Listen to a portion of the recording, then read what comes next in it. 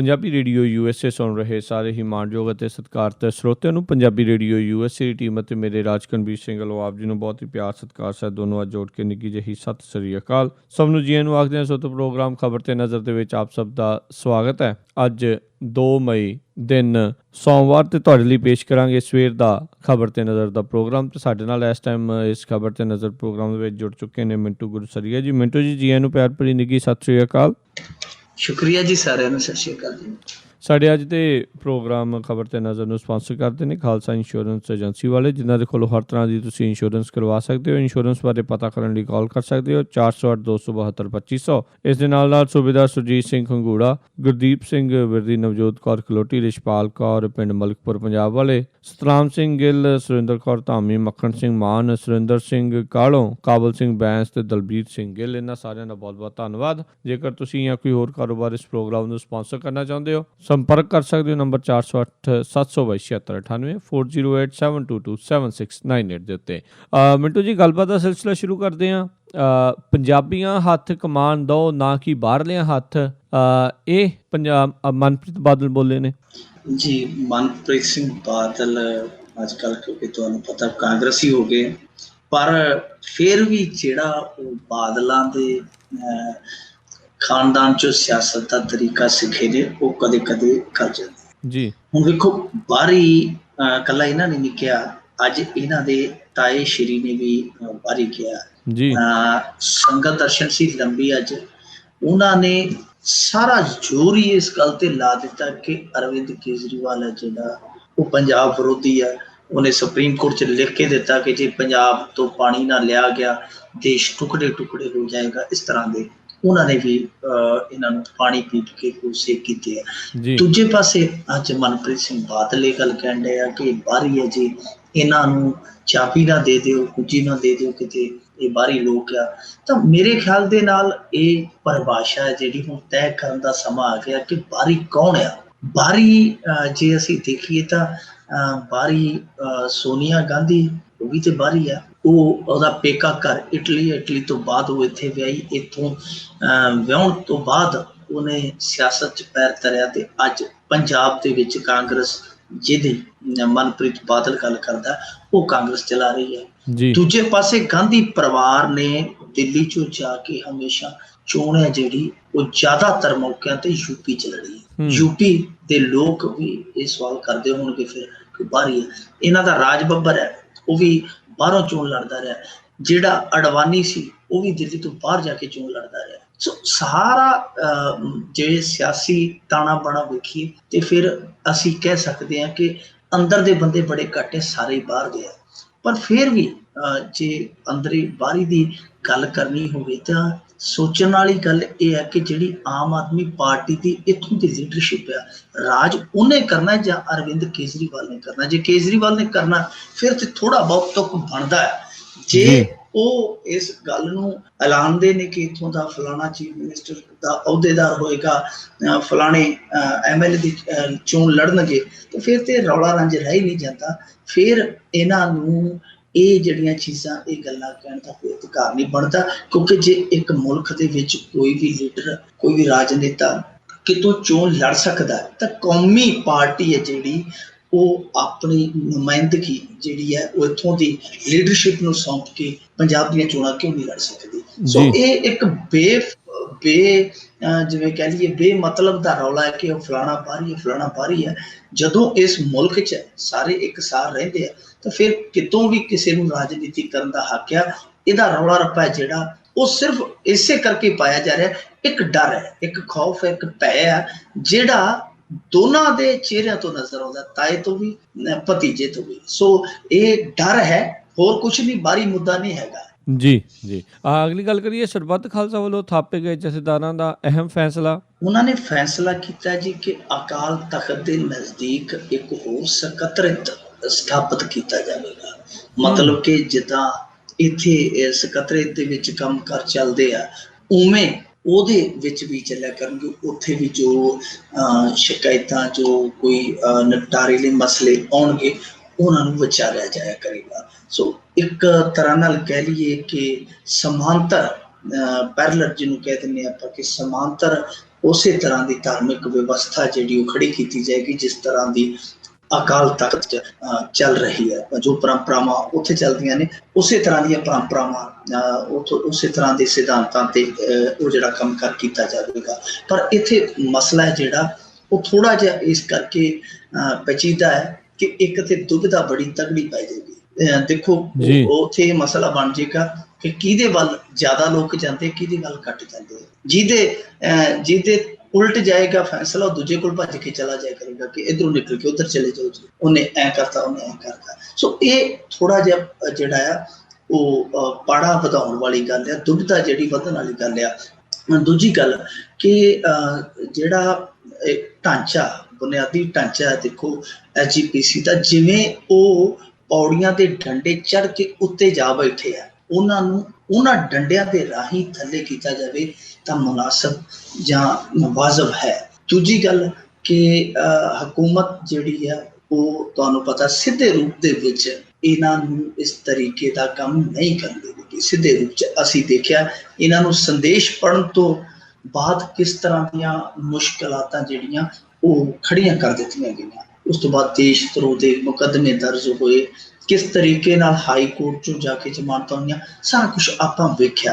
ਤਾਂ ਉਹ ਹਕੂਮਤ ਏਡੀ ਸਿੱਧੀ ਪੱਧਰੀ ਹੋ ਕੇ ਇਹ ਸਭ ਕੁਛ ਕਰਨ ਦੇਵੇਗੀ, ਇਹ ਵੀ ਸਮਝ ਨਹੀਂ ਆਉਂਦੀ। ਔਰ ਜੇ ਹੁੰਦਾ ਤਾਂ ਮੇਰੇ ਹਿਸਾਬ ਨਾਲ ਇਹਦਾ ਇੱਕ ਹੋਰ ਫਾਇਦਾ ਹੋਣਾ, ਪ੍ਰਕਾਸ਼ ਸਿੰਘ ਬਾਦਲ ਨੇ ਜਾ ਕੇ ਪਿੰਡਾਂ 'ਚ ਪਿੱਟਣਾ, ਜਿਵੇਂ ਅੱਜ ਉਹ ਪਿੱਟਦਾ ਕਿ ਅਰਵਿੰਦ ਕੇਜਰੀਵਾਲ ਹੈ ਜਿਹੜਾ ਜੀ ਉਹ ਦੇਖੋ ਐਫੀਡੈਵਿਟ ਦੇ ਹੈ, ਉਹ ਤਾਂ ਦੇਸ਼ ਕਹਿੰਦਾ ਕਿ ਟੁਕੜੇ ਟੁਕੜੇ ਹੋ ਜਾਣਾ ਜੇ ਪਾਣੀ ਨਾ ਲਿਆ, ਇਹ ਹੈ ਉਹ ਹੈ ਜੋ। ਫੇਸਬੁੱਕ ਵਾਲੇ, ਟਵਿੱਟਰ ਵਾਲੇ, ਯਾਹੂ ਵਾਲੇ ਇਹ ਯਕੀਨ ਕਰਨ ਜਾਂ ਨਾ ਕਰਨ, ਪਰ ਪਿੰਡਾਂ ਦੇ ਲੋਕ ਹਾਲੇ ਵੀ ਕਈ ਯਕੀਨ ਕਰਦੇ ਆ। ਸੋ ਪ੍ਰਕਾਸ਼ ਸਿੰਘ ਬਾਦਲ ਨੂੰ ਇੱਕ ਮੁੱਦਾ ਜਾ ਕੇ ਮਿਲ ਜਾਏਗਾ ਕਹਿਣ ਲਈ ਕਿ ਉਹ ਵੇਖੋ ਜੀ ਇਹ ਨਾ ਫਲਾਣੀ ਪਾਰਟੀ ਨੇ ਉਹ ਫਲਾਣੇ ਬੰਦੇ ਜਿਹੜੇ ਬਿਠਾ ਦਿੱਤੇ ਆ, ਸਾਡੇ ਬਰਾਬਰ ਬਿਠਾ ਦਿੱਤੇ ਆ, ਇਹ ਸਾਜ਼ਿਸ਼ ਹੈ, ਸਿੱਖ ਵਿਰੋਧੀ ਹੈ, ਇਹ ਹੈ ਉਹ ਹੈ ਜੋ ਹੈ। ਯਾਨੀ ਉਧਰੋਂ ਰਾਜਨੀਤੀ ਜਿਹੜੀ ਦੂਸਰੇ ਪਾਸੇ ਦੀ ਸ਼ੁਰੂ ਹੋ ਜਾਏਗੀ। ਜੀ ਜੀ। ਅੰਬਾਨੀ ਦੀ ਪਤਨੀ ਤੇ ਮੋਦੀ ਸਰਕਾਰ ਬਹੁਤ ਮਿਹਰਬਾਨ। ਇਹ ਵੱਡਿਆਂ ਤੇ ਮਿਹਰਬਾਨ ਹੁੰਦੇ ਆ ਜੀ, ਜਿਹੜੇ ਫੁੱਟਪਾਥ ਤੇ ਰਹਿੰਦੇ ਆ ਉਹਨਾਂ ਤੇ ਮਿਹਰਬਾਨ ਕਦੋਂ ਹੋਏ? ਨਾ ਪਹਿਲੀਆਂ ਸਰਕਾਰਾਂ ਹੋਈਆਂ ਨਾ ਮੋਦੀ ਹੋਇਆ। ਇਹ ਜਿਹੜੇ ਲੋਕ ਰਚੇ ਆ ਉਹਨਾਂ ਨੂੰ ਹੀ ਗੱਫੇ ਹੋਰ ਦੇ ਦਿੰਦੇ ਆ। ਵੈਸੇ ਇਹ ਗੱਲ ਜਿਹੜੀ ਮੰਨਣ ਵਾਲੀ ਆ ਕਿ ਇਸ ਮੁਲਕ ਦੇ ਵਿੱਚ ਜਿਹਨੂੰ ਵੀ ਲੱਗਦਾ ਕਿ ਉਹ ਅਸੁਰੱਖਿਅਤ ਆ, ਉਹਦੀ ਹਿਫਾਜ਼ਤ ਜਿਹੜੀ ਉਹ ਆਪ ਨਹੀਂ ਕਰ ਸਕਦਾ ਤਾਂ ਉਹ ਸੁਰੱਖਿਆ ਲੈ ਸਕਦਾ। ਪਰ ਨੀਤਾ ਅੰਬਾਨੀ ਨੂੰ ਵਾਈ ਸ਼੍ਰੇਣੀ ਦੀ ਜਿਹੜੀ ਸੁਰੱਖਿਆ ਦਿੱਤੀ ਗਈ ਹੈ ਉਹ ਬੜੀ ਜਿਵੇਂ ਕਹਿ ਲਈਏ ਤਕੜੀ ਸੁਰੱਖਿਆ ਦਿੱਤੀ ਗਈ ਹੈ।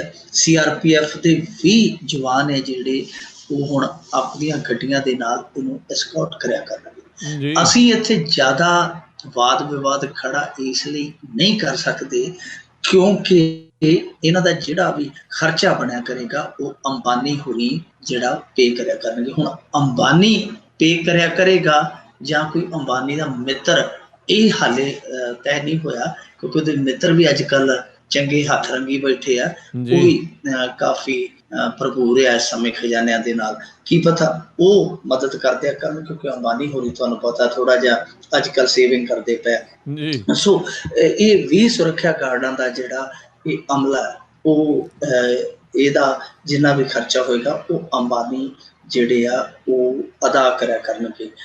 ਇਹ ਵੈਸੇ ਹੁਣ ਆਪਣੇ ਆਪ ਦੇ ਵਿੱਚ ਥੋੜਾ ਜਿਹੀ ਗੱਲ ਅਟਪਟੀ ਲੱਗਦੀ ਹੈ ਕਿ ਅੱਜ ਤੱਕ ਨੀਤਾ ਅੰਬਾਨੀ ਸੀ ਜਿਹੜੀ ਉਹ ਸੁਰੱਖਿਆ ਤੋਂ ਬਿਨਾਂ ਵਧੀਆ ਵਿਚਰਦੀ ਸੀ, ਤੁਰਦੀ ਫਿਰਦੀ ਸੀ। ਉਹ ਮੁੰਬਈ ਇੰਡੀਅਨ ਜਿਹੜੀ ਇਹਨਾਂ ਦੀ ਟੀਮ ਹੈ ਕ੍ਰਿਕਟ ਟੀਮ, ਉਹ ਗਰਾਊਂਡ ਤੱਕ ਉਹਨਾਂ ਦੇ ਵਿੱਚ ਜਾਂਦੀ ਹੈ ਔਰ ਵਿਚਰਦੀ ਹੈ, ਕਦੇ ਕੋਈ ਗੱਲ ਨਹੀਂ ਹੋਈ। ਵੈਸੇ ਠੀਕ ਹੈ ਕਿ ਉਹਨਾਂ ਨੇ ਫੈਸਲਾ ਕੀਤਾ ਔਰ ਮੰਗੀ ਇਹ ਸੁਰੱਖਿਆ ਦੇ ਦਿੱਤੀ ਗਈ ਹੈ ਕਿਉਂਕਿ ਇੱਥੇ ਤਾਂ ਸੁਰੱਖਿਆ ਜਿਹੜੀ ਉਹ ਗੈਂਗਸਟਰਾਂ ਨੂੰ ਵੀ ਦੇ ਦਿੱਤੀ ਜਾਂਦੀ ਹੈ ਤੇ ਫਿਰ ਵੀ ਬੜੇ ਵੱਡੇ ਕਾਰਪੋਰੇਟ ਘਰਾਣੇ ਦੇ ਜੀ ਆ ਇਹਨਾਂ ਨੂੰ ਸੁਰੱਖਿਆ ਮਿਲ ਗਈ ਹੈ ਕਿਉਂਕਿ ਇੱਥੇ ਤੇ ਜਿਹੜਾ ਹੁਣ ਸਾਡੇ ਪੰਜਾਬ ਦੇ ਵਿੱਚ ਅਸੀਂ ਵੇਖਿਆ ਹੀ ਹੈ ਨਾ ਕਿ ਜਿਹੜੀ ਗੈਂਗਵਾਰ ਹੋਈ ਉਹ ਕਹਿੰਦੇ ਜੀ ਭਾਈ ਗੈਂਗਸਟਰ ਤਾਂ ਜਿਹੜਾ ਉਹ ਮਰ ਗਿਆ ਤੇ ਨਾਲ ਜਿਹੜੇ ਗਨਮੈਨ ਸੀ ਉਹ ਕਿੱਥੇ? ਲੋਕ ਹੱਕੇ ਪੱਕੇ ਰਹਿ ਗਏ। ਗਨਮੈਨ ਉਹ ਕਹਿੰਦੇ ਜੀ ਗਨਮੈਨ ਹੈ ਕਿਉਂਕਿ ਗੈਂਗਸਟਰ ਪਹਿਲਾਂ ਸੀ, ਵਿੱਚੋਂ ਜਿਹਨੇ ਚੋਣ ਲੜਦੀ ਫਿਰ ਨੇਤਾ ਬਣ ਗਿਆ।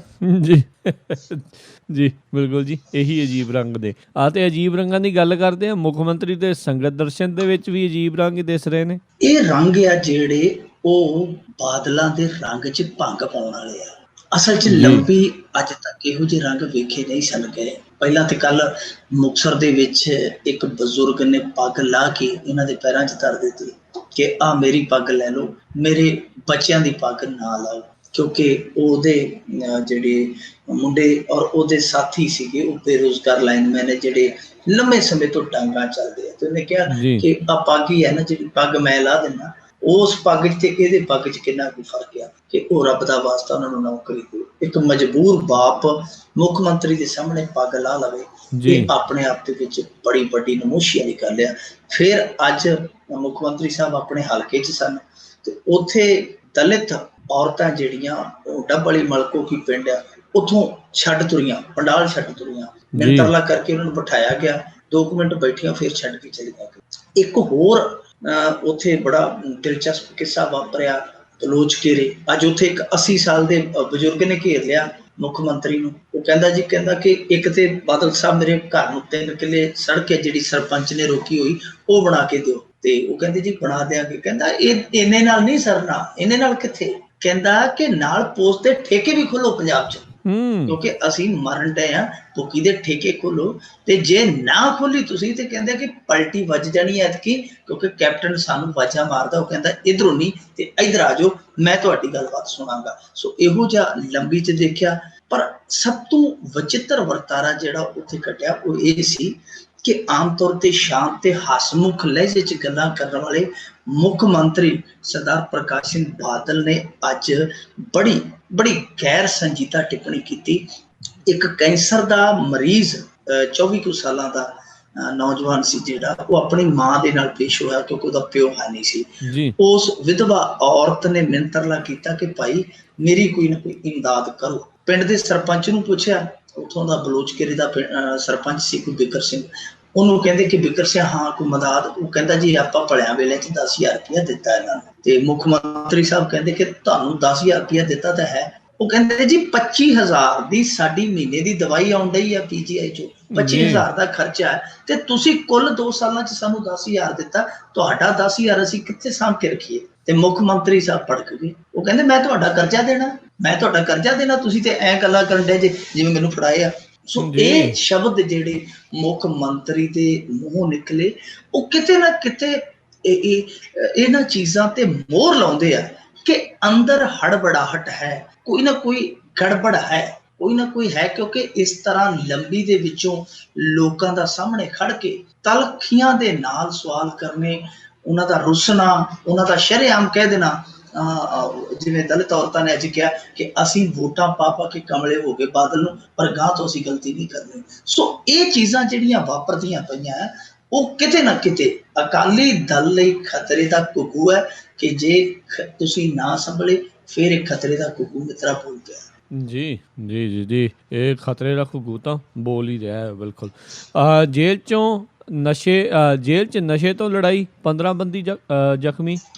ਇਹ ਫਿਰੋਜ਼ਪੁਰ ਦੀ ਘਟਨਾ ਜੀ। ਫਿਰੋਜ਼ਪੁਰ ਜੇਲ੍ਹ ਦੇ ਵਿੱਚ ਨਸ਼ਾ ਵੰਡਣ ਤੋਂ, ਜਿਹਨੂੰ ਬਾਂਦਰ ਵੰਡ ਕਹਿ ਦਿੰਦੇ ਆ ਨਸ਼ੇੜੀਆਂ ਦੀ ਦੁਨੀਆ 'ਚ, ਕਿ ਬਾਂਦਰ ਵੰਡ ਕਰਦੇ ਪਏ ਸੀ ਨਸ਼ੇ ਦੀ। ਤੇ ਉੱਥੋਂ ਕੱਲ ਚਲਦੀ ਜਿਹੜੀ ਹੈ 2 ਧਿਰਾਂ ਦੀ ਤਕਰਾਰ ਹੋਈ। ਉਸ ਤੋਂ ਬਾਅਦ ਲੱਤਾਂ ਚੱਲੀਆਂ, ਘਸੁੰਨ ਚੱਲੇ, ਪੱਥਰ ਚੱਲੇ, ਜੋ ਵੀ ਉੱਥੇ ਮਿਲਿਆ ਬੈਰਕ ਦੇ ਵਿੱਚ ਸਭ ਕੁਝ ਚੱਲਿਆ। ਇੱਕ ਨਹੀਂ ਚੱਲਿਆ ਤੇ ਪੁਲਿਸ ਵਾਲਿਆਂ ਦਾ ਉੱਥੇ ਜ਼ੋਰ ਨਹੀਂ ਚੱਲਿਆ। 15 ਜਾਣੇ ਆਪਸ ਦੇ ਵਿੱਚ ਲੜ ਕੇ ਜਿਹੜੇ ਆ ਲਹੂ ਲੁਹਾਨ ਹੋ ਗਏ, ਜਿਨ੍ਹਾਂ ਦੇ ਵਿੱਚੋਂ 4 ਆ ਜਿਹੜੇ ਉਹ ਸੀਰੀਅਸ ਆ, ਗੰਭੀਰ ਫੱਟੜ ਆ। ਇੱਕ ਹੈ ਜਿਹੜਾ ਉਹ ਇਸ ਕਰਕੇ ਗੰਭੀਰ ਹੈ ਕਿਉਂਕਿ ਉਹਨੇ ਡੋਜ਼ ਜ਼ਿਆਦਾ ਲਈ ਸੀ, ਉਹ ਨਸ਼ੇ ਦੇ ਨਾਲ ਡਿੱਗ ਡੁੱਗ ਕੇ ਫੱਟੜ ਹੋ ਗਿਆ, ਉਹ ਹਾਲੇ ਤੱਕ ਬਸੁੱਧਿਆ। ਸੋ 15 ਜਣੇ ਜ਼ਖਮੀ ਹੋ ਜਾਣੇ, ਇਹ ਆਪਣੇ ਆਪ ਦੇ ਵਿੱਚ ਇੱਕ ਬਹੁਤ ਵੱਡਾ ਸਵਾਲ ਹੈ। ਅੱਜ ਕੁਝ ਪੱਤਰਕਾਰਾਂ ਨੇ ਮੁੱਖ ਮੰਤਰੀ ਨੂੰ ਪੁੱਛਿਆ ਕਿ ਅਮਨ ਕਾਨੂੰਨ ਦੀ ਵਿਵਸਥਾ ਦਾ ਇੰਨਾ ਬਦਹਾਲ ਕਿਉਂ ਹੈ ਕਿ ਇੱਥੇ ਤੁਰਿਆ ਆਉਂਦਾ ਮੁੰਡਾ ਜਿਹੜਾ 4 ਥੱਪੜੇ ਮਾਰਦਾ ਹੌਲਦਾਰ ਦੇ ਤੇ ਉਹਦੀ ਸਟੇਟ ਗਨ ਖੋਹ ਕੇ ਲੈ ਜਾਂਦਾ। ਇੱਥੇ ਹਰੇਕ ਮੱਸਿਆ ਆਉਂਦਿਆਂ 5-7 ਕੈਦੀ ਹੈ ਜਿਹੜੇ ਉਹ ਇਹਨਾਂ ਨੂੰ ਕੁੱਟ ਕੇ ਹੱਥਕੜੀਆਂ ਲੈ ਕੇ ਭੱਜ ਜਾਂਦੇ ਆ। ਤੇ ਬਾਦਲ ਸਾਹਿਬ ਕਹਿੰਦੇ ਕਿ ਇਹ ਸਾਰੇ ਕਿਤੇ ਵਾਪਰਦਾ, ਇਹ ਕੋਈ ਵੱਡੀ ਗੱਲ ਨਹੀਂ ਹੈ। ਉਹਨਾਂ ਲਈ ਇਹ ਕੋਈ ਵੱਡੀ ਗੱਲ ਹੀ ਨਹੀਂ। ਹੁਣ ਜੇਲ੍ਹ ਦੇ ਵਿੱਚ 15 ਲੋਕਾਂ ਦਾ ਜ਼ਖਮੀ ਹੋ ਜਾਣਾ, 15 ਕੈਦੀਆਂ ਦਾ, ਇਹਨਾਂ ਦੀ ਕੋਈ ਗੱਲ ਹੀ ਨਹੀਂ ਹੈ। ਇਹਨਾਂ ਲਈ ਸੁੱਖਾ ਕਾਲਮਾ ਜਿਹੜਾ 15 ਬੰਦਿਆਂ ਦੀ ਹਾਜ਼ਰੀ 'ਚ ਪੁਲਿਸ ਵਾਲਿਆਂ ਦੀ ਹਾਜ਼ਰੀ 'ਚ ਮਾਰਿਆ ਜਾਣਾ ਕੋਈ ਵੱਡੀ ਗੱਲ ਨਹੀਂ ਹੈ। ਨਿਸ਼ਾਨ ਸਿੰਘ ਜਿਹੜਾ ਫਰੀਦਕੋਟ ਵਾਲਾ ਸੀ, ਉਹ ਉਸ ਕੁੜੀ ਨੂੰ 2 ਵਾਰੀ ਚੁੱਕਣ ਪਿਆ, ਉਹ ਵੀ ਕੋਈ ਵੱਡੀ ਗੱਲ ਨਹੀਂ ਸੀ। ਸ਼ਹਿਰਾਂ ਦੇ ਵਿੱਚ ਸਭ ਕੁਝ ਹੋ ਗਿਆ, ਕੋਈ ਵੱਡੀ ਗੱਲ ਨਹੀਂ। ਕਾਨੂੰਨ ਵਿਵਸਥਾ ਵਾਲੇ ਪਾਸੇ ਤੇ ਆਉਂਦੇ ਹੀ ਨਹੀਂ। ਭੀਮ ਦੇ ਪੈਰ ਵੱਢ ਕੇ ਉਹਨਾਂ ਨੇ ਫੁੱਟਬਾਲ ਖੇਡਿਆ, ਉਹ ਵੀ ਕੋਈ ਵੱਡੀ ਗੱਲ ਨਹੀਂ। ਉਹ ਇਹ ਕਮਾਲ ਦੀ ਗੱਲ ਹੈ ਕਿ ਸਰਕਾਰ ਹੈ ਜਿਹੜੀ ਤਰਕ ਹੀ ਵਾਹਿਯਾਤ ਦੇ ਰਹੀ ਹੈ। ਤਾਂ ਇਹ ਜਿਹੜਾ ਜੇਲ੍ਹਾਂ ਦੇ ਵਿੱਚ ਚੱਲਦਾ ਪਿਆ, ਇਹ ਜੇਲ੍ਹਾਂ ਨਹੀਂ ਰਹਿ ਗਈਆਂ, ਜੇਲ੍ਹਾਂ ਇੱਕ ਤਰੀਕੇ ਨਾਲ ਹਾਈਜੈਕ ਹੋ ਗਈਆਂ। ਗੈਂਗਸਟਰ ਸੀਗੇ ਜਿਹੜੇ ਉਹ ਜਮ੍ਹਾਂ ਹੋ ਗਏ, ਸਾਰੇ ਇਕੱਠੇ ਹੋ ਗਏ ਇੱਕ ਥਾਂ ਤੇ, ਜੁੰਡਲੀਆਂ ਬਣ ਗਈਆਂ। ਅੰਦਰ ਪੁਲਿਸ ਵਾਲਿਆਂ ਦੀ ਵਾਹ ਨਹੀਂ ਚੱਲਦੀ ਪਈ। ਅੰਮ੍ਰਿਤਸਰ ਵਾਲੇ ਜੇਲ੍ਹ ਅਮਲੇ ਨੇ ਹਾਈ ਕੋਰਟ 'ਚ ਲਿਖ ਕੇ ਦੇ ਦਿੱਤਾ ਸੀ ਕਿ ਸਾਥੋਂ ਨਹੀਂ ਹੁਣ ਸਾਂਭ ਹੁੰਦੀਆਂ, ਆਹ ਲੈ ਚੱਕ ਮਾਏ ਕੁੰਜੀਆਂ, ਧੀਆਂ ਕਰ ਚੱਲੀਆਂ ਸਰਦਾਰੀ। ਉਹ ਗੱਲ ਆ ਕਿ ਇੱਥੇ ਵੀ ਇਹ ਹਾਲ ਹੋਇਆ ਪਿਆ। ਪਟਿਆਲੇ ਅੱਜ ਇੱਕ ਸਿਪਾਹੀ ਫੜਿਆ ਗਿਆ ਜੇਲ੍ਹ ਦਾ, ਉਹ 10,000 ਰੁਪਇਆ ਰਿਸ਼ਵਤ ਲੈਂਦਾ। ਕਾਹਦਾ ਲੈਣ ਡਿਆ ਸੀ ਕਿ ਮੈਂ ਤੈਨੂੰ ਜੇਲ੍ਹ ਦੇ ਅੰਦਰ ਕਿਸੇ ਨੂੰ ਕੁੱਟਣ ਨਹੀਂ ਦਿੰਦਾ, ਮੈਂ ਤੇਰੇ ਤੋਂ ਕੋਈ ਕੰਮ ਨਹੀਂ ਲੈਂਦਾ, ਵਿਹਲਾ ਰਹੀ, ਐਸ਼ਾ ਕਰੀ, ਮਹੀਨੇ ਦੇ ਇੰਨੇ ਦੇ ਛੱਡਿਆ ਕਰ। ਸੋ ਇਹ ਜਿੱਥੇ ਇੱਕ ਤੁਸੀਂ ਦੇਖ ਲਓ, ਇੱਕ ਮਾਮੂਲੀ ਜਿਹਾ ਸਿਪਾਹੀ ਮਹੀਨਾ ਬੰਨ ਕੇ ਇੱਕ ਕੈਦੀ ਤੋਂ ਡਰਾ ਕੇ ਪੈਸੇ ਲੈ ਰਿਹਾ, ਤੇ ਉੱਤੇ ਜਿਹੜੇ ਅਫਸਰ ਹੋਣਗੇ ਉਹ ਕਿੰਨੇ ਕੁ ਗੰਗਾ 'ਚ ਹੱਥ ਧੋਂਦੇ ਹੋਣੇ, ਤੁਸੀਂ ਆਪ ਹੀ ਅੰਦਾਜ਼ਾ ਲਾ ਲਓ। ਜਿੱਥੇ ਇਹੋ ਜਿਹਾ ਸਿਸਟਮ ਹੋਵੇ, ਜੇਲ੍ਹ ਦਾ ਸਿਸਟਮ ਇਹੋ ਜਿਹਾ ਹੋਵੇ, ਉੱਥੇ ਇਹ ਲੜਾਈ ਤਾਂ ਜਿਹੜੀ ਹੈ ਉਹ ਕੁਛ ਵੀ ਨਹੀਂ। ਆਉਣ ਵਾਲੇ ਦਿਨਾਂ 'ਚ ਵੇਖਿਓ, ਇੱਕ ਗੈਂਗਵਾਰ ਤੇ ਆਪਾਂ ਦੇਖ ਚੁੱਕੇ ਹਾਂ ਬਠਿੰਡਾ ਜੇਲ੍ਹ 'ਚ, ਹਾਲੇ ਵੰਨਗੀਆਂ ਜਿਹੜੀਆਂ ਹੋਰ ਵਿਖਾਉਣਗੇ। ਜੀ ਬਿਲਕੁਲ।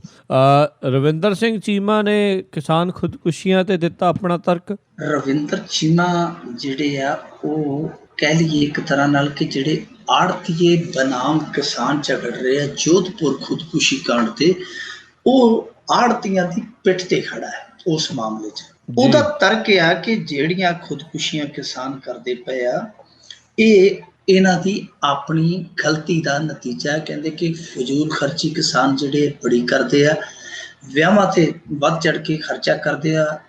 ਇਹਨਾਂ ਦੇ ਮੁੰਡੇ ਆ ਜਿਹੜੇ ਉਹ ਚਿੱਟੇ ਤੇ ਲੱਗੇ ਹੋਏ ਆ, ਥੋੜੀ ਜਿਹੀ ਜ਼ਮੀਨ ਤੇ ਕਹਿੰਦੇ 10-10 ਲੱਖ ਦੀ ਲਿਮਟ ਬਣਾ ਲੈਂਦੇ ਆ, ਤੇ ਜਦੋਂ ਕਰਜ਼ਾ ਵਾਪਸ ਨਹੀਂ ਹੁੰਦਾ, ਜ਼ਮੀਨਾਂ ਦੀ ਕੁਰਕੀ ਹੁੰਦੀ ਹੈ, ਉਸ ਤੋਂ ਬਾਅਦ ਜਿਹੜੇ ਆ ਕਿਸਾਨ ਖੁਦਕੁਸ਼ੀ ਕਰ ਲੈਂਦੇ ਆ।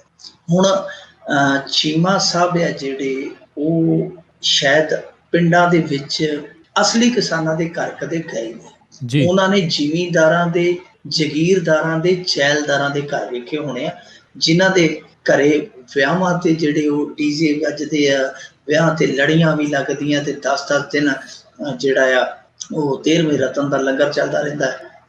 ਮੈਂ ਮਾਫ ਕਰਨਾ, ਲੰਗਰ ਸ਼ਬਦ ਵਰਤ ਰਿਹਾ, ਪਰ ਹੋਰ ਕੋਈ ਸ਼ਬਦ ਨਹੀਂ ਹੈ ਕਿ ਉਹਦੇ ਤੇ ਉੱਥੇ ਚੱਲਦਾ ਰਹਿੰਦਾ ਸਾਰਾ ਕੁਛ। ਪਰ ਗੱਲ ਇਹ ਹੈ ਕਿ ਅਸਲੀ ਕਿਸਾਨ ਦੀ ਜ਼ਿੰਦਗੀ ਵੱਲ ਵੇਖੋ, ਉਹ ਵਿਆਹ ਕਿੱਥੇ ਵਿਆਹਾਂ ਤੇ ਖਰਚਾ ਕਰਦਾ ਹੈ। ਉਹਨਾਂ ਦੇ ਤਾਂ ਮੁੰਡੇ ਜਿਹੜੇ ਆ ਵਿਆਹੁਣ ਵਾਲੇ ਛੱਡੋ, ਕੁੜੀਆਂ ਲੋਕਾਂ ਦੀਆਂ ਵਿਆਹੁਣ ਕੋਲੋਂ ਬੈਠੀਆਂ ਨੇ। ਜਿਹੜੇ ਅਸਲੀ ਕਿਸਾਨ ਆ ਉਹਨਾਂ ਲਈ ਤੇ ਵਰ ਲੱਭਣੇ ਕੁੜੀਆਂ ਦੇ ਬਹੁਤ ਔਖੇ ਹੋਏ ਪਏ ਆ। ਵਿਆਹਾਂ ਦੀ ਗੱਲ ਛੱਡੋ, ਵਿਆਹ ਹੋ ਹੀ ਨਹੀਂ ਰਹੇ, ਸਾਕ ਹੀ ਨਹੀਂ ਹੋ ਰਹੇ। ਜਿਨ੍ਹਾਂ ਦੇ ਕੋਲ ਕਿੱਲਾ 1.5 ਕਿੱਲਾ ਹੈ, ਉਹ ਲੋਕੀ ਲਾਲਚ ਦਿੰਦੇ ਪਏ ਜਾ ਕੇ ਵਿਚੋਲਿਆਂ ਨੂੰ ਕਿ ਤੈਨੂੰ 2 ਤੋਲੇ ਦੀ ਔਖੀ ਸੌਖੀ ਮੁੰਦਰੀ ਪਾ ਦਿਆਂਗੇ, ਕਿਤੋਂ ਚੁੰਨੀ ਚੜਾਵਾਈ ਕਰਾ ਦੇ। ਸੋ ਇਹ ਚੀਜ਼ਾਂ ਜਿਹੜੀਆਂ ਇਹ ਏਸੀ ਦਫ਼ਤਰਾਂ 'ਚ ਬਹਿ ਕੇ ਆਕਲਣ ਵਾਲੀਆਂ ਗੱਲਾਂ ਨੇ ਕਿ ਫਲਾਣਾ ਚਿੱਟਾ ਬੜਾ ਪੀਂਦਾ, ਫਲਾਣੇ ਦੀ ਆਹ ਗੱਲ ਹੈ, ਫਲਾਣੇ ਦੀ ਆਹ ਗੱਲ ਹੈ। ਚੀਮਾ ਸਾਹਿਬ ਨੂੰ ਆਂਕੜੇ ਪੜ੍ਹਨੇ ਚਾਹੀਦੇ ਆ ਕਿ ਜਿਹੜੇ ਕਿਸਾਨ ਖੁਦਕੁਸ਼ੀਆਂ ਕਰਦੇ ਪਏ ਆ, ਉਹ ਜ਼ਿਆਦਾਤਰ ਜਿਹੜੇ ਆ ਨਿਮਨ ਬਿਲਕੁਲ ਥੱਲੜੇ ਵਰਗ ਦੇ ਕਿਸਾਨ ਹੈ, ਜਿਨ੍ਹਾਂ ਕੋਲ ਕਿੱਲਾ 2 ਕਿੱਲੇ ਜ਼ਮੀਨ ਆ, ਜਿਨ੍ਹਾਂ ਦੀ ਉਮਰ ਵੀ ਜਿਹੜੀ ਆ 35-40 ਸਾਲ ਦੇ ਔਸਤਨ ਪੜਾਅ ਦੇ ਵਿੱਚ ਆ, ਜਿਨ੍ਹਾਂ ਕੋਲ ਕੋਈ ਵੀ ਹੋਰ ਆਮਦਨ ਦਾ ਸਾਧਨ ਨਹੀਂ ਹੈ। ਸੋ ਇਹਨਾਂ ਨੂੰ ਸਟੱਡੀ ਕਰਨ ਦੀ ਲੋੜ ਆ। ਨਿਰਾ ਪੂਰਾ ਇਹ ਨਹੀਂ ਕਿ ਅੱਖਾਂ ਬੰਨ੍ਹ ਕੇ ਕਿਸੇ ਦੀ ਪਿੱਠ ਤੇ ਖੜ ਜਾਓ। ਵੈਸੇ ਉਹਨਾਂ ਨੇ ਖੜਨਾ ਹੀ ਆ, ਕਿਉਂਕਿ ਬਾਦਲ ਸਾਹਿਬ ਦੀ ਇਹ ਇੱਕ ਰਣਨੀਤੀ ਦਾ ਹਿੱਸਾ ਹੈ ਕਿ ਮੰਡੀਕਰਨ ਬੋਰਡ ਦਾ ਜਿਹੜਾ ਚੇਅਰਮੈਨ ਹੈ ਲੱਖੋਵਾਲ, ਉਹ ਕਿਸਾਨਾਂ ਦਾ ਮਸੀਹ ਹੈ। ਉਹ ਕਹਿੰਦਾ ਮੈਂ ਕਿਸਾਨਾਂ ਦਾ ਮਸੀਹ ਹਾਂ। ਤੇ ਜਿਹੜਾ ਵਾਈਸ ਪ੍ਰੈਜ਼ੀਡੈਂਟ ਆ, ਜਿਹੜਾ ਰਵਿੰਦਰ ਸਿੰਘ ਚੀਮਾ ਜਿਹੜਾ ਬੋਲਣ ਡਿਆ, ਇਹ ਕਹਿੰਦਾ ਮੈਂ ਆੜਤੀਆਂ ਦਾ ਮਸੀਹ ਹਾਂ। ਦੋਨੇ ਹੁਣ ਇਕੱਠੇ ਕੀਤੇ ਹੋਏ ਮੰਡੀਕਰਨ ਬੋਰਡ 'ਚ। ਹੁਣ ਗੱਲ ਦੇਖ ਲਓ, ਇੱਕ ਪਾਸੇ ਕਿਸਾਨ, ਇੱਕ ਪਾਸੇ ਆੜਤੀ ਹੈ। ਕਿੱਧਰਲੇ ਪਾਸੇ ਸਰਕਾਰ ਖੜੀ? ਸਰਕਾਰ ਦਾ ਕੋਈ ਪੱਖ ਹੀ ਨਹੀਂ। ਇਹ ਕੇਜਰੀਵਾਲ ਨੂੰ ਪੱਖ ਪੁੱਛਦੇ ਆ, ਪਹਿਲਾਂ ਇਹਨਾਂ ਨੂੰ ਪੱਖ ਪੁੱਛੇ ਕਿ ਤੁਸੀਂ ਕਿਸ ਪੱਖ 'ਚ ਖੜੇ ਹੋ। ਤੁਸੀਂ ਇੱਕ ਪਾਸੇ ਆੜਤੀਆ ਖਿਲਾ ਰਿਹਾ, ਇੱਕ ਪਾਸੇ ਕਿਸਾਨ ਖਿਲਾ ਰਿਹਾ, ਦੋਨਾਂ ਦੇ ਵਿੱਚੋਂ ਤੁਸੀਂ ਕਿਹਦੇ ਪੱਖ 'ਚ ਹੋ? ਤਾਂ ਰਵਿੰਦਰ ਚੀਮਾ ਹੋਰਾਂ ਨੇ ਦੱਸ ਦਿੱਤਾ ਕਿ ਉਹ ਕਿਸ ਪੱਖ 'ਚ ਨੇ। ਉਹਨਾਂ ਨੇ ਸਾਫ਼ ਕਰ ਦਿੱਤਾ ਕਿ ਆੜਤੀਆਂ ਦੀ ਕੋਈ ਗਲਤੀ ਨਹੀਂ। ਆੜਤੀਆਂ ਦੀ ਗਲਤੀ ਬੇਸ਼ੱਕ ਨਾ ਹੋਵੇ, ਪਰ ਜੋ ਤਰੀਕਾ ਹੈ ਕਿ ਆੜਤੀਆਂ ਦਾ ਤਰੀਕਾ ਹੈ ਸੂਦਖੋਰੀ ਦਾ ਜਾਂ ਕੁਰਕੀ ਕਰਨ ਦਾ, ਉਹ ਕਿਤੇ ਨਾ ਕਿਤੇ ਦਰੁਸਤ ਨਹੀਂ ਆਖਿਆ ਜਾ ਸਕਦਾ। ਔਰ ਸਾਰੇ ਕਿਸਾਨਾਂ ਨੂੰ ਇਹ ਕਹਿ ਦੇਣਾ ਕਿ ਉਹਨਾਂ ਦੇ ਮੁੰਡੇ ਚਿੱਟਾ ਪੀਂਦੇ ਆ, ਉਹਨਾਂ ਦੇ ਵਿਆਹਾਂ ਦੇ ਖਰਚੇ ਬੜੇ ਆ, ਇਹ ਬਿਲਕੁਲ ਜਿਵੇਂ ਕਹਿ ਲਈਏ ਕਿ ਸਮਝ ਤੋਂ ਪਰੇ ਦੀ ਗੱਲ ਕੀਤੀ ਹੈ। ਜੀ ਜੀ ਜੀ। ਅਗਲੀ ਗੱਲ ਆਪਾਂ ਕਰਦੇ ਹਾਂ, ਅਕਾਲੀ ਚਲੇ ਯੂਪੀ ਅਜਮਾਨ ਚੋਣਾਂ ਦੇ ਭਾਗ। ਜਿੱਦਾਂ ਆਪਾਂ ਪਹਿਲੀ ਖਬਰ ਕੀਤੀ ਸੀ ਵੀ ਬਾਹਰਲਿਆਂ ਦਾ ਤਾਂ ਡਰ ਆ, ਆਪ ਬਾਹਰ ਤੁਰੇ ਜਾਂਦੇ ਆ। ਜਦੋਂ ਕਿਤੇ ਜੀ ਬੰਦਾ ਹੋ ਜਾਂਦਾ ਹੈ ਨਾ ਡਾਵਾਡੋਲ, ਤੇ ਦੂਜੇ ਪਾਸੇ ਵਹਿੰਦਾ ਵੀ ਉਧਰ ਸੁਰੱਖਿਆ ਕਰ ਲਈਏ। ਜਿਵੇਂ ਮੰਨ ਲਓ ਕਿਸੇ ਦੇ ਸੇਮ ਆ ਜੇ ਪੈਲੀ 'ਚ, ਸਾਡੇ ਇੱਧਰ ਸੇਮ ਬੜੀ ਆਈ ਹੈ, ਤੇ ਸੇਮ ਆ ਜਾਵੇ ਤੇ ਉਹ ਕਹਿੰਦੇ ਕਿ ਹੁਣ 5-7 ਕਿੱਲੇ ਜਿਹੜੀ ਹੈ ਇਹ ਇੱਕ ਵਾਰੀ ਮਗਰੋਂ ਲਾ ਕੇ ਕਿੱਲਾ 2 ਕਿੱਲੇ ਸਾਈਡ ਤੇ ਲੈ ਲਓ ਸੇਮ ਤੋਂ ਬਾਹਰ, ਕਿ ਉੱਥੇ ਪੱਠਾ ਦਥਾ ਤੇ ਬੀਜ ਲਿਆ ਕਰਾਂਗੇ, ਖਾਣ ਜੋਗੇ ਦਾਣੇ ਤਾਂ ਹੋ ਜਾਇਆ ਕਰਨਗੇ। ਕਿਤੇ ਉਹ ਤਾਂ ਨਹੀਂ ਹੋ ਰਿਹਾ ਕਿ ਕਹਿੰਦੇ ਹੋਣ ਕਿ ਚਲੋ ਹੁਣ ਯੂਪੀ ਅਜਮਾ ਲਈਏ, ਇੱਥੋਂ ਤੇ ਕੰਮ ਜਿਹੜਾ ਢਿੱਲਾ ਜਾਪਦਾ, ਹੁਣ ਯੂਪੀ ਥੋੜਾ ਜਿਹਾ ਬਣਾ ਲਈਏ ਬਹਿਣ ਜੋਗਾ ਜਗ੍ਹਾ। ਤਾਂ ਯੂਪੀ ਦੇ ਵਿੱਚ ਵੈਸੇ ਇਹਨਾਂ ਦਾ ਇੱਕ ਪੁਰਾਣਾ ਮਿੱਤਰ ਰਹਿੰਦਾ, ਉਹ ਇਹਨਾਂ ਨੇ ਮੈਨੂੰ ਲੱਗਦਾ ਕਿ ਪਹਿਲਾਂ ਹੀ ਉਧਰ ਭੇਜਿਆ ਹੋਇਆ ਸੀਗਾ, ਰਾਮੂ ਵਾਲੀਆ ਸਾਹਿਬ। ਹਾਂ, ਪਹਿਲਾਂ ਹੀ ਉਹ ਭੇਜਿਆ ਸੀ ਕਿ ਜਾ ਕੇ ਦੇਖ ਕਿ ਕੀ ਮਾਹੌਲ ਹੈ। ਸ਼ਾਇਦ ਰਾਮੂ ਵਾਲੀਆ ਨੇ, ਕਿਉਂਕਿ ਰਾਮੂ ਵਾਲੀਆ ਵੀ ਬੜੇ ਹੰਢੇ ਸਿਆਸਤਦਾਨ ਨੇ, ਉਹਨਾਂ ਨੇ ਕਹਿ ਦਿੱਤਾ ਹੋਵੇ ਕਿ ਭਾਈ ਠੀਕ ਆ, ਲੋਹਾ ਗਰਮ ਹੈ, ਮਾਰੋ ਚੋਟ। ਤਾਂ ਇਹ ਸਭ ਕੁਛ ਹੋ ਗਿਆ। ਪਰ ਇਹ ਯੂਪੀ ਦੇ ਵਿੱਚ ਚੱਲੇ ਤਾਂ ਹੈ। ਅੱਜ ਸਰਦਾਰ ਪ੍ਰਕਾਸ਼ ਸਿੰਘ ਬਾਦਲ ਤੋਂ ਜਦੋਂ ਇਹ ਸਾਰਾ ਕੁਛ ਪੁੱਛਿਆ ਗਿਆ ਤੇ ਉਹਨਾਂ ਬੜਾ ਢਿੱਲਾ ਜਿਹਾ ਮੂੰਹ ਕਰਕੇ ਕਹਿਤਾ ਕਿ ਵੇਖਾਂਗੇ, ਕੋਈ ਵੀ ਟਿੱਪਣੀ ਨਹੀਂ ਕੀਤੀ, ਕਹਿੰਦੇ ਵੇਖਦੇ ਆ, ਵੇਖਾਂਗੇ। ਸੋ ਉਹਨਾਂ ਦਾ ਜਿਹੜਾ ਜਵਾਬ ਸੀ, ਮੈਨੂੰ ਲੱਗਦਾ ਕਿ ਉਹ ਸ਼ਾਇਦ ਅੰਦਰੋਂ ਰਾਜੀ ਨਹੀਂ ਹੈ ਇਸ ਚੋਣ ਦੇ ਵਿੱਚ, ਕਿਉਂਕਿ ਇਹਨਾਂ ਨੇ 35-40 ਸੀਟਾਂ ਤੇ ਚੋਣ ਲੜਨ ਦਾ ਐਲਾਨ ਕਰ ਦਿੱਤਾ ਹੈ। 2-4 ਸੀਟਾਂ ਤੇ ਮੰਨਿਆ ਜਾ ਸਕਦਾ ਕਿ ਅਕਾਲੀ ਦਲ ਹੈ ਜਿਹੜਾ ਉੱਥੇ ਕਾਮਯਾਬ ਹੋ ਸਕਦਾ, ਹਾਲਾਂਕਿ ਉਮੀਦ ਬਣੀ ਰਹਿੰਦੀ ਹੈ। ਪਰ 35 ਤੋਂ 40 ਸੀਟਾਂ ਤੇ ਲੜਨਾ, ਔਰ ਨਾਲ ਇਹਨਾਂ ਨੇ ਇਹ ਵੈਸੇ ਇਸ਼ਾਰਾ ਕਰ ਦਿੱਤਾ ਕਿ ਅਸੀਂ ਹਮ ਖਿਆਲੀ ਪਾਰਟੀਆਂ ਦੇ ਨਾਲ ਸਮਝੌਤਾ ਉੱਥੇ ਕਰ ਸਕਦੇ ਹਾਂ। ਤਾਂ ਹਮ ਖਿਆਲੀ ਹੁਣ ਪਾਰਟੀਆਂ ਕਿਹੜੀਆਂ ਨੇ ਉੱਥੇ? ਭਾਜਪਾ ਹੈ, ਹੋ ਸਕਦਾ ਇਹ ਕਿ ਹਮ ਖਿਆਲ ਤੇ ਫਿਰ ਇਹਨਾਂ ਦਾ ਬਲਵੰਤ ਸਿੰਘ ਰਾਮੂਵਾਲੀਆ ਹੈਗਾ ਹੀ ਹੈ, ਉਹ ਉਧਰਲੇ ਪਾਸੇ ਹੈ। ਅਖਿਲੇਸ਼ ਯਾਦਵ ਹੋਰਾਂ ਵਾਲੀ ਪਾਰਟੀ 'ਚ ਉਹ ਕਿਤੇ ਕਹਿ ਦੇਵੇ ਕਿ ਕੋਈ ਗੱਲ ਨਹੀਂ ਜੀ, ਮੈਂ ਤੁਹਾਡੀ ਬੱਸ 'ਚ ਉਤਰਿਆ ਸੀ, ਜਿਵੇਂ ਉਹਨਾਂ ਨੇ ਕਮੈਂਟ ਕੀਤਾ ਸੀ, ਤੇ ਆਹ ਸਾਈਕਲ ਹੈ ਸਾਡਾ, ਇਹਦੇ ਤੇ ਬਹਿ ਜਾਓ, ਕੋਈ ਚੱਕਰ ਨਹੀਂ ਪਿਛਲੀ ਕਾਠੀ ਤੇ। ਸੋ ਇਹ ਹੋ ਸਕਦਾ ਕਿ ਉੱਥੇ ਸਮਝੌਤਾ ਕਿਸੇ ਚੰਗੀ ਪਾਰਟੀ ਨਾਲ ਕਰ ਲੈਣ। ਪਰ ਮੇਰੇ ਮਨ 'ਚ ਇਹ ਸਵਾਲ ਆਉਂਦਾ ਹੈ ਕਿ ਪੰਜਾਬ ਤੇ ਕੈਲੀਫੋਰਨੀਆ ਬਣ ਗਿਆ, ਹੁਣ ਯੂਪੀ ਨੂੰ ਕਿਹੜਾ ਨਾਅਰਾ ਦੇਣਗੇ? ਪੈਰਿਸ ਦਾ ਜਾਂ ਲੰਡਨ ਦਾ ਜਾਂ ਬੀਜਿੰਗ ਦਾ, ਮਾਸਕੋ ਦਾ? ਕਿਹੜਾ ਨਾਅਰਾ ਦੇਣਗੇ ਕਿ ਅਸੀਂ ਯੂਪੀ ਨੂੰ ਆਹ ਬਣਾ ਦਿਆਂਗੇ? ਜੀ ਬਿਲਕੁਲ ਜੀ, ਲਾਰੇ ਲਾਉਣੇ ਆ, ਕੁਛ ਵੀ ਲਾ ਦਿਓ, ਉਹਨਾਂ ਨੂੰ ਕਿਹੜਾ ਕੋਈ ਫਰਕ ਪੈਂਦਾ। ਹੰਸਰਾਜ ਹੁਣ ਕਹਿੰਦੇ ਜੀ ਦੁੱਖ ਫਰੋਲ ਰਹੇ ਨੇ, ਕੁਛ ਸੀਨੀਅਰ ਕਾਂਗਰਸੀਆਂ ਨੇ ਮੇਰੀ ਟਿਕਟ ਕਟਵਾਈ। ਹੰਸਰਾਜ ਬਿਲਕੁਲ ਜੀ, ਦੁੱਖ ਬੋਲ ਕੇ ਜੇ ਦੱਸਿਆ ਤਾਂ ਕੀ ਦੱਸਿਆ। ਉਹ ਹੁਣ ਬੋਲਦਾ ਨਹੀਂ ਹੈ, ਦੁੱਖ ਫੋਲਦਾ ਜਿੱਥੇ ਵੀ ਬਹਿੰਦਾ ਹੈ। ਉਹ ਕਹਿੰਦਾ ਕਿ ਮੈਂ ਰਾਜ ਸਭਾ ਦਾ ਮੈਂਬਰ ਬਣ ਜਾਣਾ ਸੀ, ਪਰ ਕਾਂਗਰਸ ਦੇ ਕੁਝ ਪੁਰਾਣੇ ਨੇਤਾ ਨੇ, ਕੁਝ ਸੀਨੀਅਰ ਨੇਤਾਵਾਂ ਨੇ ਲੱਤ ਅੜਾ ਦਿੱਤੀ, ਇਸ ਕਰਕੇ ਗੱਲ ਬਣਦੀ ਜਿਹੜੀ ਹੈ ਰਹਿ ਗਈ।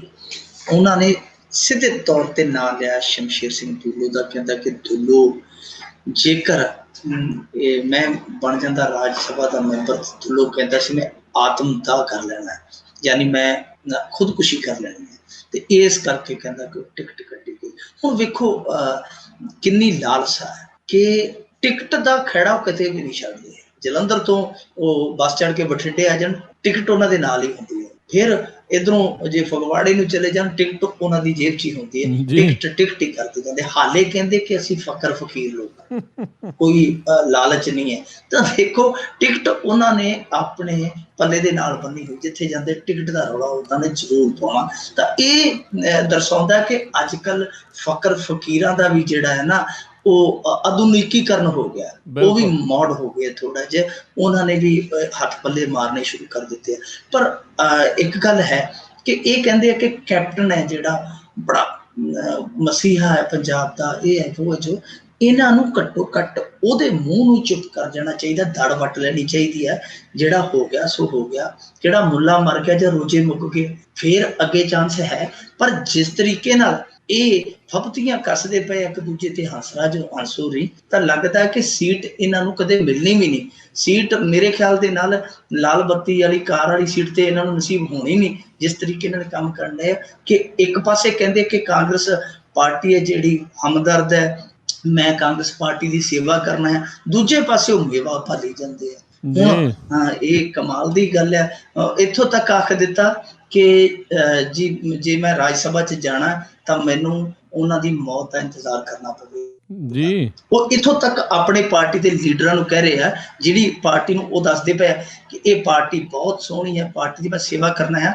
ਉਹ ਉਹਨਾਂ ਦੇ ਲੀਡਰਾਂ ਬਾਰੇ ਕਹਿਣ ਡਏ ਆ ਕਿ ਮੇਰਾ ਤਾਂ ਰਾਜ ਸਭਾ 'ਚ ਤਾਂ ਹੀ ਜਾਣਾ ਸੰਭਵ ਹੈ ਜੇ ਉਹ ਵੱਡੇ ਮਰਨਗੇ, ਯਾਨੀ ਕਿਉਂਕਿ ਹੁਣ ਜਿਉਂਦੇ ਜੀ ਮੈਨੂੰ ਨਹੀਂ ਜਾਣ ਦੇਣਗੇ। ਸੋ ਇਹ ਹੰਸਰਾਜ ਹੰਸ ਦਾ ਜਿਹੜਾ ਕੰਮ ਕਰਨ ਦਾ ਤਰੀਕਾ ਉਹ ਦੱਸਦਾ ਹੈ ਕਿ ਹੰਸ ਜਿਹੜਾ ਆ ਉਹ ਇਸ ਥਾਲੀ 'ਚ ਮੋਤੀ ਥੋੜੀ ਚਿਰ ਚੁਗੇਗਾ, ਕਿਉਂਕਿ ਇਸ ਤੋਂ ਬਾਅਦ ਮੈਨੂੰ ਲੱਗਦਾ ਕਿ ਇਹ ਥਾਲੀ 'ਚ ਵੀ ਉਹਨੂੰ ਤਲਤਾ ਵੱਜ ਜਾਣਾ, ਜਿਸ ਤਰੀਕੇ ਨਾਲ ਕੰਮ ਕਰਦਾ ਪਿਆ, ਜਿਸ ਤਰੀਕੇ ਨਾਲ ਬੋਲੀਆਂ ਭਾਨੀਆਂ ਮਾਰਦਾ ਪਿਆ। ਪਰ ਦੂਜੇ ਪਾਸੇ ਕੈਪਟਨ ਅਮਰਿੰਦਰ ਸਿੰਘ ਵੀ ਹੈ ਜਿਹੜੇ, ਉਹ ਵੀ ਤੁਹਾਨੂੰ ਪਤਾ ਜਿਸ ਤਰੀਕੇ ਨਾਲ ਕੰਮ ਕਰਦੇ ਪਏ। ਅੱਜ ਕਹਿੰਦੇ ਜੀ ਕਿ ਸਾਡੀ ਪਾਰਟੀ ਜਿਹੜੀ 40% ਨੌਜਵਾਨਾਂ ਨੂੰ ਟਿਕਟ ਦੇਵੇਗੀ। ਤੇ ਇੱਕ ਨੌਜਵਾਨ ਪੁੱਛ ਰਿਹਾ ਸੀ ਕਿ ਨੌਜਵਾਨਾਂ ਦੀ ਉਮਰ ਕਿੱਥੋਂ ਸ਼ੁਰੂ ਹੋਏਗੀ, 60 ਤੋਂ ਕਿ 50 ਤੋਂ? ਬਿਲਕੁਲ ਬਿਲਕੁਲ। ਤੇ ਆਪਾਂ ਜੇ ਜਾਂਦੇ ਜਾਂਦੇ ਗੱਲ ਕਰੀਏ ਵੀ SYL ਦਾ ਫੈਸਲਾ ਕਦੇ ਵੀ ਆ ਸਕਦਾ ਹੈ 9 ਮਈ ਤੋਂ ਬਾਅਦ?